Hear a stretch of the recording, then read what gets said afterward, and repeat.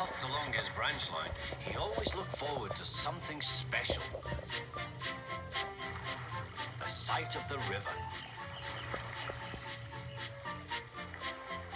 As he rumbled over the bridge, he would see people fishing. Thomas often wanted to stay and watch, but his driver said no. What would Sir Topham Hatt say if we were late? Every time he met another engine, he would say, "I want to fish." But they all had the same answer.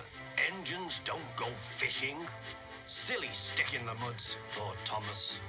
One day he stopped as usual to take him water at the station by the river. "Out of order?" "Bother," said Thomas. "I'm thirsty." "Never mind," said his driver. "We'll get some water from the river."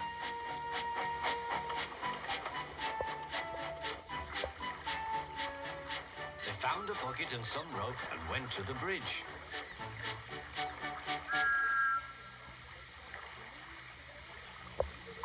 Then the driver let the bucket down to the water. The bucket was old and had 5 holes. So they had to fill it, pull it up, and empty it into Thomas's tank as quickly as they could, several times over.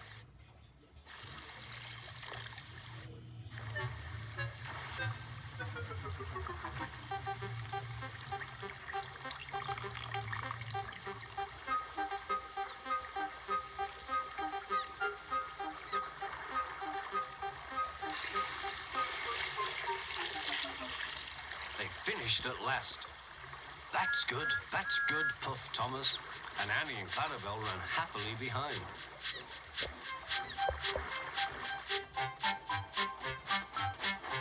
Suddenly, Thomas began to feel a pain in his boiler. Steam began to hiss from his safety valve in an alarming way.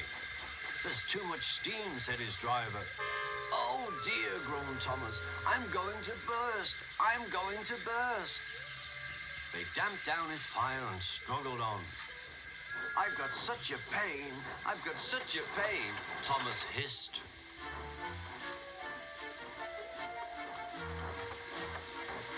They stopped just outside the last station, uncoupled Annie and Clarabel, and ran Thomas, who was still hissing fit to burst, on a siding right out of the way.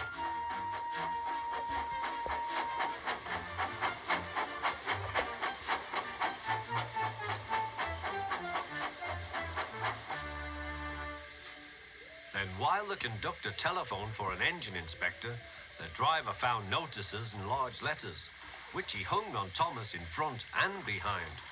"Danger, keep away." Soon the inspector and Sir Topham Hatt arrived. "Cheer up, Thomas," they said. "We'll soon put you right."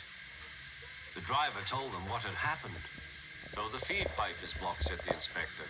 "I'll just look in the tanks." He climbed up and peered in. Then he came down.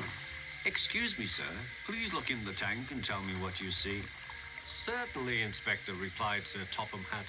He clambered up, looked in, and nearly fell off in surprise. "Inspector," he whispered, "can you see fish?"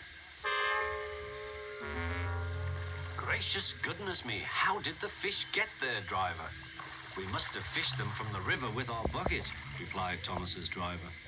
"Well, Thomas, so you and your driver have been fishing, but fish don't suit you. We must get them out." They all took turns at fishing in Thomas's tank, while Sir Topham Hatt looked on and told them how to do it. When they had caught all the fish, they had a lovely picnic supper of fish and chips. That was good, Sir Topham Hatt. "But fish don't suit you, Thomas, so you mustn't do it again." "No, sir, I won't," said Thomas sadly. "Engines don't go fishing. It's too uncomfortable."